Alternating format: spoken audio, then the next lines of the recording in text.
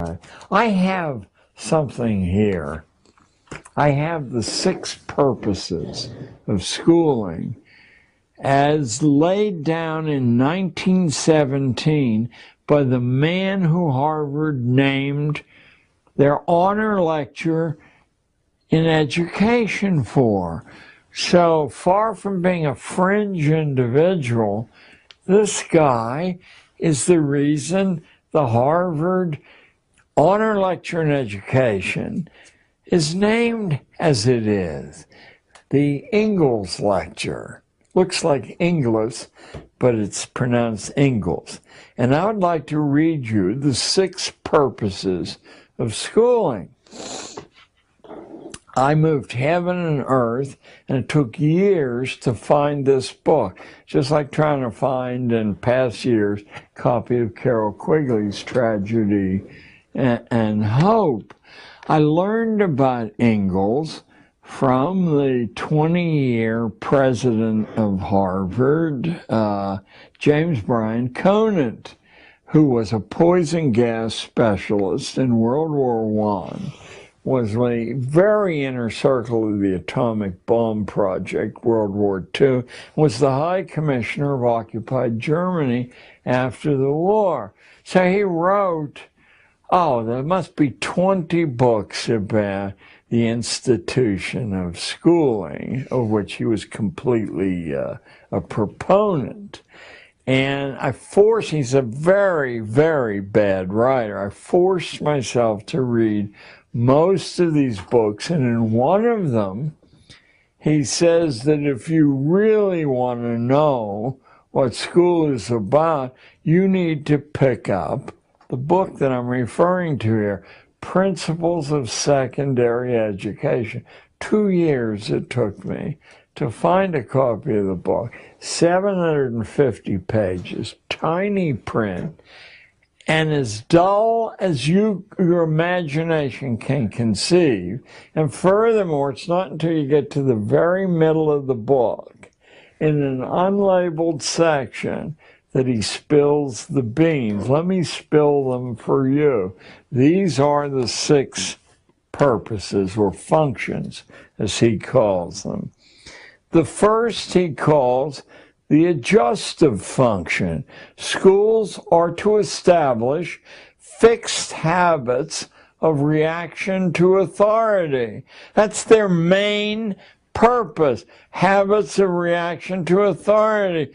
That's why school authorities don't tear their hair out when somebody exposes that the atomic bomb wasn't dropped on Korea, as a history book in 1990s printed by Scott Forsman distributed, and why each of these books has hundreds of substantive errors.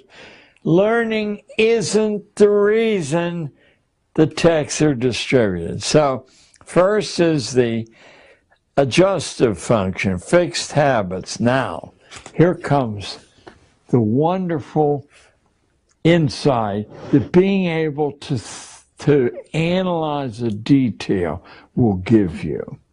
How can you establish whether someone has successfully developed this automatic reaction? Because people have a proclivity, when they're given sensible orders, to follow it. That's not what they want to reach. The only way you can measure this is to give stupid orders, and people automatically follow those. Now you've achieved function 1. Have you ever wondered why some of the foolish things schools do are allowed to continue? Number 2, he calls it the integrating function, but it's easier to understand if you call it the conformity function. It's to make children as alike as possible, the gifted children and the stupid as alike as possible, because market research uses statistical sampling, and it only works if people react generally the same way. The third function he calls the directive function. School is to diagnose your proper social role and then to log the evidence that here's where you are in the Great Pyramid so that future people won't allow you to escape that compartment. The fourth function is the differentiating function. Because once you've diagnosed kids in this layer, you do not want them to learn anything that the higher layers are learning. So you teach just as far as the requirements of that layer. Number 5 and 6 are the creepiest of all. Number 5 is the selective function. What that means is what Darwin meant by natural selection. You're assessing the breeding quality of each individual kid. You're doing it structurally because school teachers don't know this is happening. And you're trying to use ways to prevent the poorer stuff from breeding, and those ways are hanging labels, humiliating labels around their neck, encouraging the shallowness of thinking, you know. I often wondered, because I came from a very, very strict Scotch-Irish culture that never allowed you to leer at a girl. Well, when I got to New York City, the boys were pawing the girls openly, and there was really no redress for the girls at all, except not showing up in the classroom. You know, high absentee rates. Well, you're supposed to teach structurally that that sexual pleasure is what you withdraw from a relationship, and everything else is a waste of time and expensive. So the selective function is what Darwin meant by the favored races. The idea is to consciously improve the breeding stock. Schools are meant to tag the unfit with their inferiority by poor grades, remedial placement, humiliation, so that their peers will accept them as inferior. And the good breeding stock among the females will reject them as possible partners. And the sixth is the creepiest of all, and I think it's partly what Tragedy and Hope is about. It's a fancy Roman name, the propaidutic function, because as early as Roman big-time thinkers, it was understood that to continue a social form required some people being trained that they were the custodians of this. So some small fraction of the kids are being ready to take over the project. That's the guy, the honor lecturer, and it will not surprise you that his ancestors include the major general at the siege of Lucknow in India, famous for tying the mutineers on the muzzles of the cannons and blowing them apart, or somebody who was forced to flee New York City, a churchman, because at the beginning of the American Revolution, because he wrote a refutation of Thomas Paine's Common Sense. They were going to tar and feather him. He fled and was rewarded by the British by making him the Bishop of Nova Scotia. Those are Ingalls' ancestors.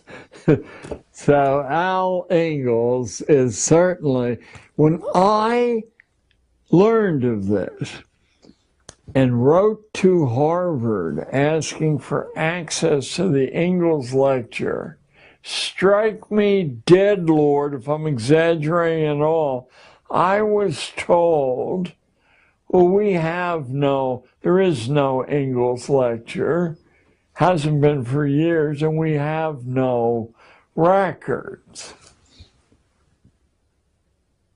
It was the same thing that happened when I discovered that Elwood P. Cubberley, the most influential schoolman of the 20th century and the bionomics genius, had been the elementary school editor of Houghton Mifflin. And I wrote Houghton Mifflin, is there any records? And they said, we have no record of anyone named Elwood P. Cubberley. Now Harvard's telling me there's no Ingalls lecture. A week passed, and I got a call from Harvard, from some obscure office at Harvard, saying, what is your interest in the Ingalls lecture? I knew that I was on thin ice. And I said, well, James Conant referred me in his books to the man the Ingalls lecture is named after. And I was wondering if I could get some background on this fellow and a list of the lectures.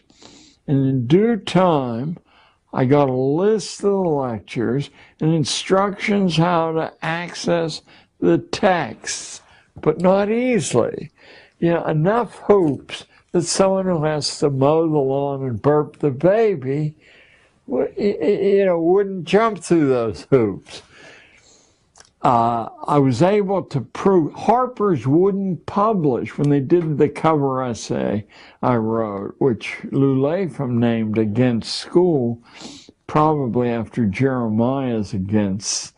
But I had called the artificial extension of childhood, because I think that's the key mechanism at work here.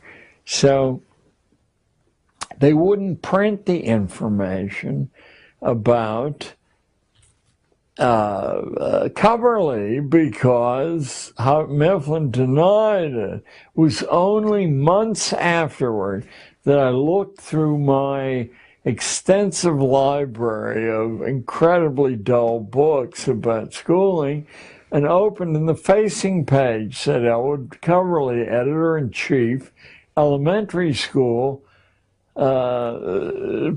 publishing arm of Houghton Mifflin. By the way, the secondary editor-in-chief was Alexander Ingalls. So you see how this cousinage, the incest, works.